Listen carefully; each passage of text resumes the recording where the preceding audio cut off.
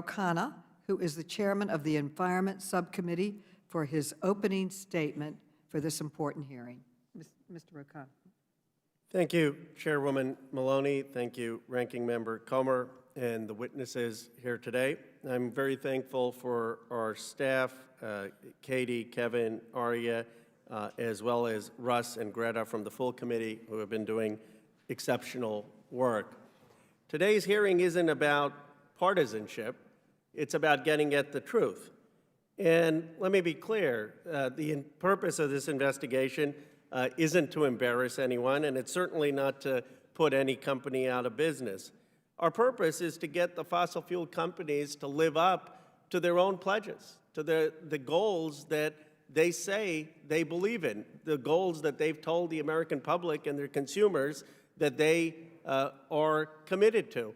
And it is certainly an appropriate function of the Oversight Committee to make sure that a company is living up to the public statements that they make.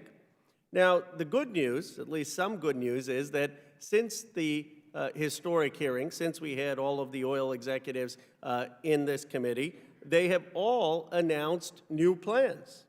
Exxon, Chevron, Shell, and BP all have made climate pledges. These pledges don't go far enough in terms of the Paris Accords and their own commitments, but at least they're taking some steps. ExxonMobil, in fact, announced 3 new pledges since this committee's hearings. Just a few weeks ago, Chevron announced a new net zero aspiration. Here's the reality. The European companies, Shell and BP, actually have pledges that say they're going to be 50% reduced or totally by 2050 net zero on all the emissions. The challenge I have with the Exxon pledges and the Chevron pledges is they're saying that it only applies to Scope 1 and Scope 2. Now, what does that mean? That means it only applies to the emissions of their actual drilling and their actual production of oil, not to all of the oil they sell. Well, that would be like an automaker pledging to eliminate emissions from their manufacturing, but doing nothing to improve their car's fuel efficiency.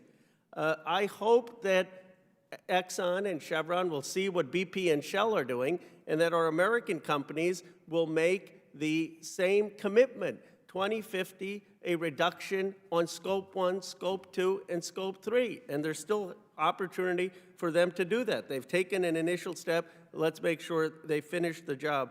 I just want to echo what Chairwoman Maloney said. I support President Biden, who has taken decisive action to help lower gas prices. President Biden is calling on OPEC to boost production. He's calling on all of the companies, all the oil companies, to temporarily increase production. I agree with President Biden. We need a strong supply of oil and gas in the short term to lower prices at the pump and the price of heat in their homes. But let me be clear, that's not a long-term solution. I wish we had diversified our energy sources 10 years ago so we wouldn't have this price volatility. I wish we had invested in electric vehicles. I wish we had invested in renewables. That is the long-term solution to help American consumers, to lower the price at the pump, to lower the heating bills, and that's what we're doing now. We're not asking these companies to hurt their bottom line. We're saying be strategic, be long-term, be honest, start diversifying energy sources so we can help American consumers lower the price at the pump and also address climate change and live up to your